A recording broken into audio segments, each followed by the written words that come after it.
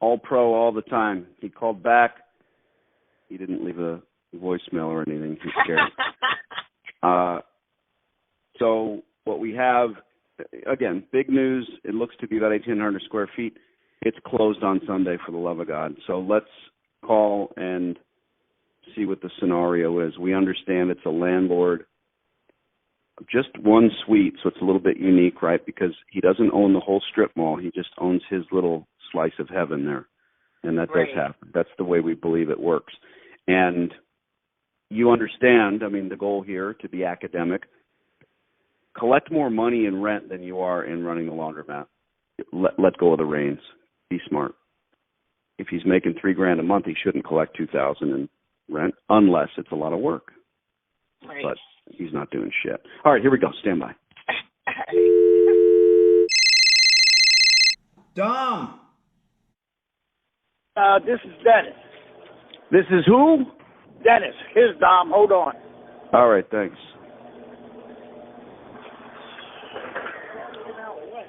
That is the Laundromat. Hello. Dom, how you doing? Danny D'Angelo. Yeah. Hi, Danny. How are you? Fantastic. Dom, we don't know each other. I have been running laundromats for about 15 years, and I'm always looking for more stores. I'm not a hostile takeover guy, but it's my understanding that you own that physical property and you operate the laundromat as well, both? Yeah. Okay. Well, you're the right guy. And Dom, this could be a very quick conversation, or maybe we'll have business to do for the next 15 years. My MO is pretty simple. I bought my first laundromat a very long time ago, and I learned that that was not the best way to do it. I actually built one as well. I never recouped my cost for the infrastructure.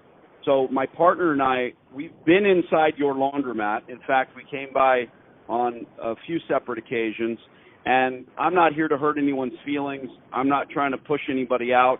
I'm interested in signing long-term leases in existing stores and paying the rent on time. You know, we retool those laundromats. We put new equipment in. It's not brain science. It's not rocket surgery.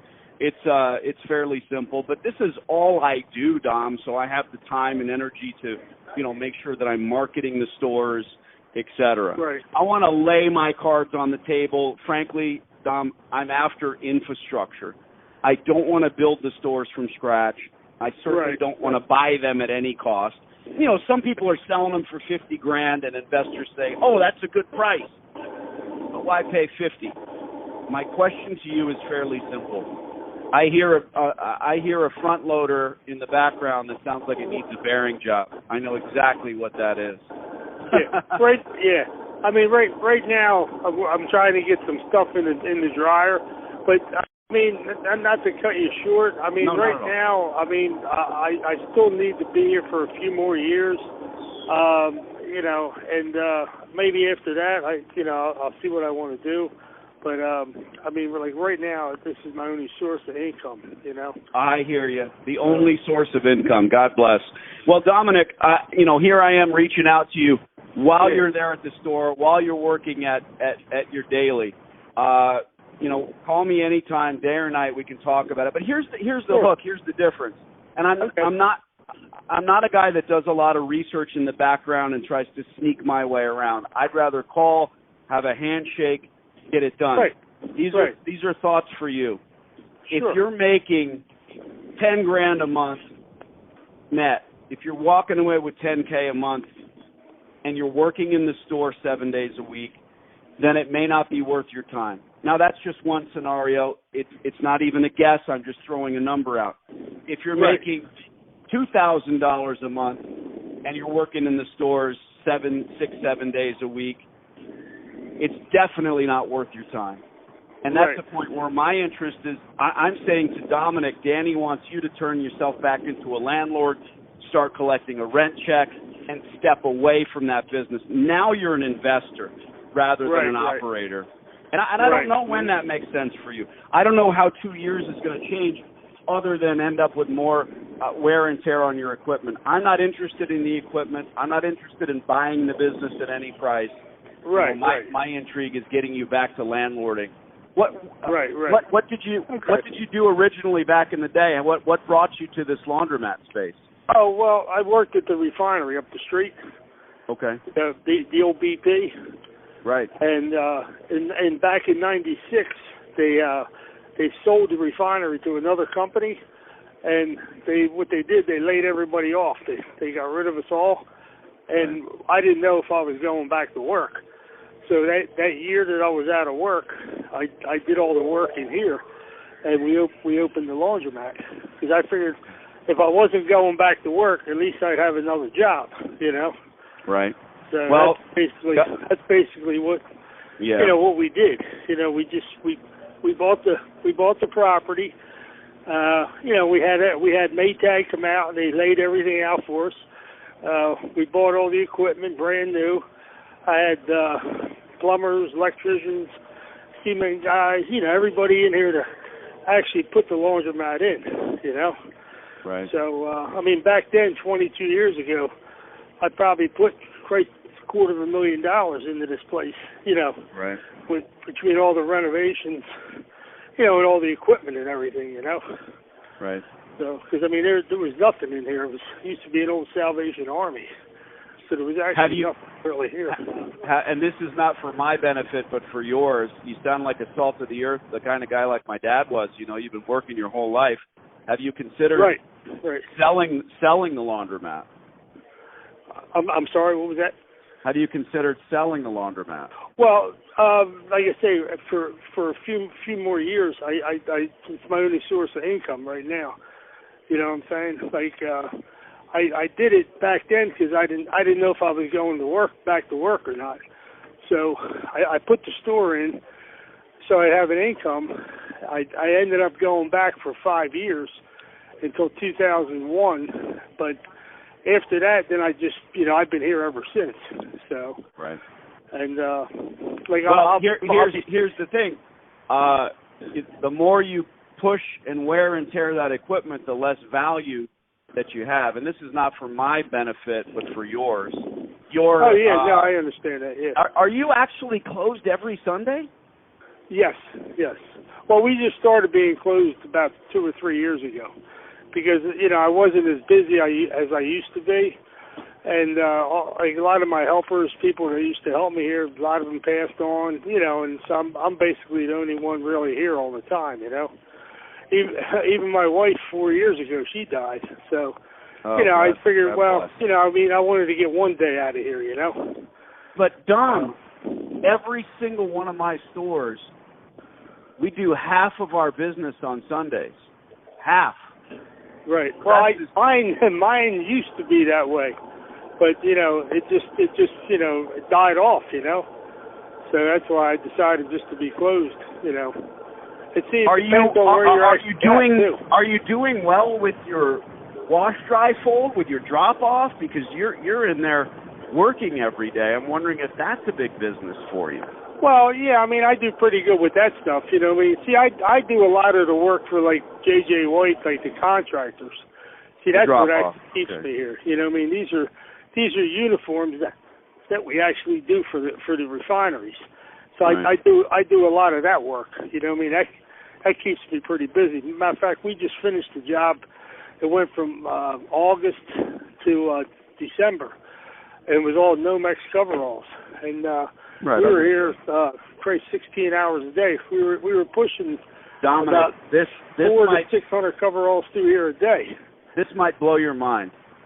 So, I have major drop-off contracts as well in my stores, and I don't take a penny. I give it away to my contract employees because they become built-in customers for my coin laundromats. Just another bigger. You can't have as many stores as I do and be as successful and actually use your own time. I literally don't. All I do in my stores is collect the money, brother. It's just a different way of thinking, and I'm not trying to impress you. Dominick, let me let you get back. What's a good email address? I'll email you, and we'll talk back and forth a little bit in the future. Oh, okay. It's Maytag. All right, my friend. I've got some bigger ideas, and like I say, I don't know Okay. how much. You need to look at your reality and see, once you've paid your gas, water, electric, all of your employees, this is your question. I'm not asking it out loud. Right. So in other words, you're saying to me, you're saying to me, just like, you come in here, put all new equipment in here, and then you just pay me some rent or something. Exactly right. Oh, okay. All right. And Dominick, God bless, you might look at it and realize that you need to retool. Or you might realize like I say, I mean, if you're doing that and you're in there every day and only getting away on Sunday and you're earning a couple $1,000s a month, it's not worth your time, brother. Right. Oh yeah, no, I understand what you're saying. Like I say, I'll be 62 in February, so I was thinking like another couple of years and then just give it up. You know what I mean? Well, but I mean, let's not wait till something happens, God forbid, or you can't. Right. But I mean, even something like this is good too, where I don't even have to be here, but I'm still getting money from it. That's my offer. So, let me email you. Let's talk when you're outside the laundry. You can call me any day of the week, even Sunday. Right. Thanks, Tom. Okay. All right. Okay. Yeah, that sounds good. All right. Thank you, brother. Yep. Take care, Dan. See you.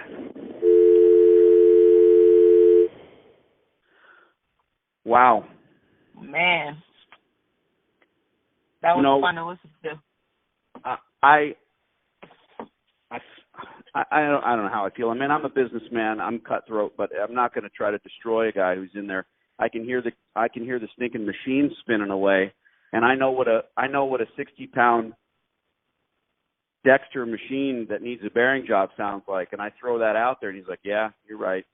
He's got broken equipment running in the background, and you need to take the long form notes and write down everything that was said, and also realize how this works. We're not wearing the guy down. We're making him realize he's right on the cusp of giving that store away. He's probably barely making his mortgage on his house. And when he looks at the numbers, he's going to realize that he's working not only for nothing, he could be doing something else. He could be working at a stationery store doing his passion. And yet he's in there killing himself because he's washing coveralls. Right. Really good call. That was very good. Bless his old soul, my gosh. 62 in February? Sheesh. Yeah. I wish I would be working that old. Yeah, no, not our plan. All right, I'll CC you in the email. We need to work on this guy. This is to be continued. All right, cool. Dan, thanks, you the man. Thank you. Cheers. Bye. The call speaks for itself. I'm not a ruthless, heartless guy that just wants to destroy other laundromat owners in order to build my business. A guy like that, he's just going to work every day. He's just in there working his fingers to the bone every day. So we need to show him that there's another alternative. I'm going to pen out an email, and that email is going to be very clear. Hey, whatever the tipping point is, let's get you back to collecting rent. He owns the building. It's time for a change.